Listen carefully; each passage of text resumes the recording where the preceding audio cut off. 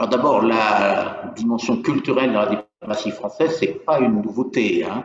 C'est même, je crois, une des caractéristiques intéressantes de la diplomatie française par rapport à beaucoup d'autres pays. Nous avons depuis longtemps attaché une grande importance aux échanges culturels. Dans la mesure où diplomatie culturelle, c'est pas seulement promotion de la culture française à l'étranger, c'est aussi échange, c'est-à-dire promotion des cultures étrangères en France.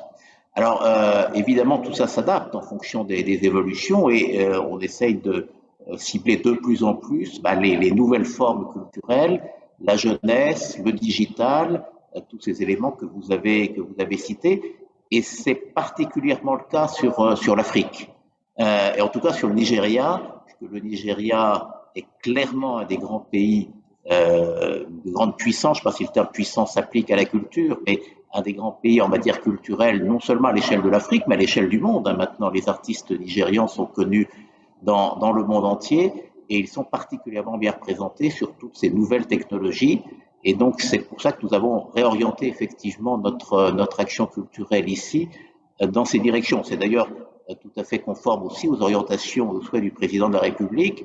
Vous vous souvenez de son discours de Ouagadougou qui s'adressait à la jeunesse et qui estime, et c'est une évidence dans un pays comme le Nigeria où la population est majoritairement extrêmement jeune, c'est la jeunesse qu'il faut cibler.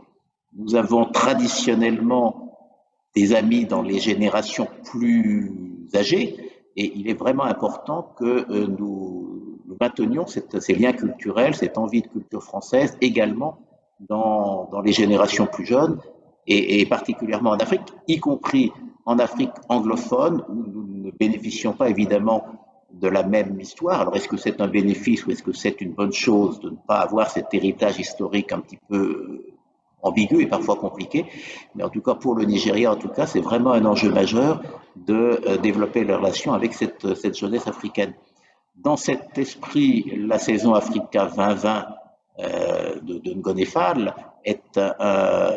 était une excellente initiative. Alors un petit peu compliquée évidemment avec le Covid et c'est un peu désolant qu'elle n'ait pas obtenu peut-être toute l'ampleur qui était souhaitée. Mais c'était très intéressant parce que l'idée de cette saison, je crois, enfin Gonefal l'expliquera beaucoup mieux que moi, c'est justement de présenter en France une nouvelle image de l'Afrique présentée par des Africains et par la jeunesse africaine à laquelle le président attache une très très grande importance.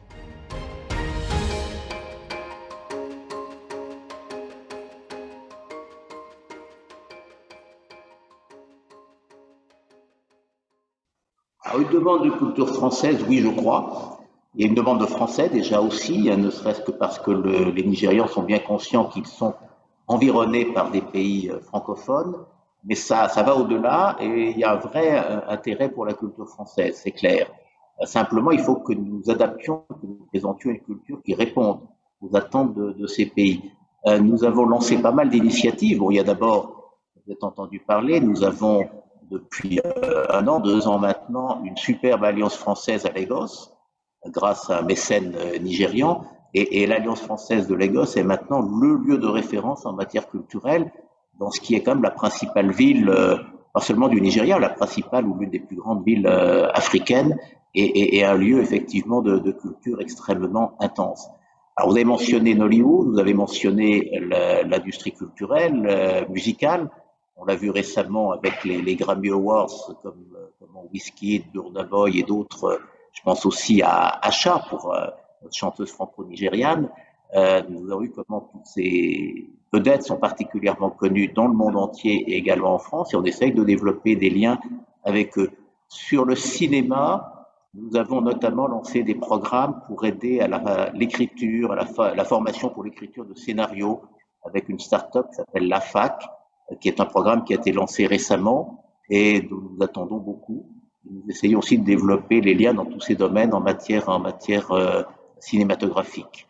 Je mentionnerai aussi d'ailleurs, vous avez mentionné le cinéma et la musique, il ne faut pas oublier la littérature, puisqu'il y a également des écrivains nigérians, des écrivaines nigérianes aussi particulièrement douées et qui sont de plus en plus connues, y compris en France, puisque nombre important d'ouvrages nigérians maintenant sont traduits en français, qui est aussi un axe important à mon avis pour développer les liens entre nos deux pays dans le domaine culturel.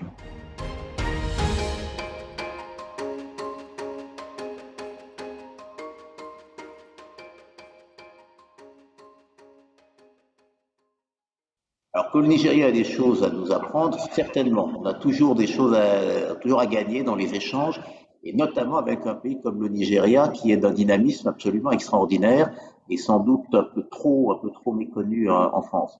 Le fait que vous ayez retenu ces 4 personnalités nigérianes est tout à fait intéressant. Accessoirement, d'ailleurs, je remarque que ce sont 4 femmes, et je suis personnellement tout à fait convaincu que, sinon dans toute l'Afrique, en tout cas au Nigeria, l'avenir de ce pays repose énormément sur les femmes nigérianes. Je ne vais pas dire du mal des hommes nigérians, mais je suis convaincu que les femmes nigérianes ont un rôle majeur à jouer dans ce pays qui est quand même confronté à de nombreux défis. Alors, qu'est-ce que nous faisons? Nous avons développé les contacts avec toutes ces personnalités. C'est comme ça qu'elles ont pu être identifiées et qu'elles participeront à votre événement. Nous essayons de les écouter, de voir avec elles, et puis avec eux, il y a quand même aussi quelques hommes, qu'est-ce qu'on peut faire. Et nous sommes ouverts un peu à toutes les possibilités là-dessus. Nous avons un certain nombre de programmes et un petit peu de moyens. Nous sommes le Niger est un des pays qui a été sélectionné par le ministre Le Drian comme prioritaire en matière de développement de la coopération en matière d'ICC. Et donc nous avons un petit peu de moyens et nous avons surtout notre rayonnement, l'aura, la France intéresse, la culture française intéresse, nos façons de travailler dans le domaine culturel intéressent. Et sur cette base-là, nous essayons de bâtir de plus en plus de coopération, d'échanges. Et j'espère que vos 4 invités pourront en témoigner, mais c'est plus à elles, à la limite, de dire ce qu'elles attendent et ce qu'elles retirent de la coopération avec nous.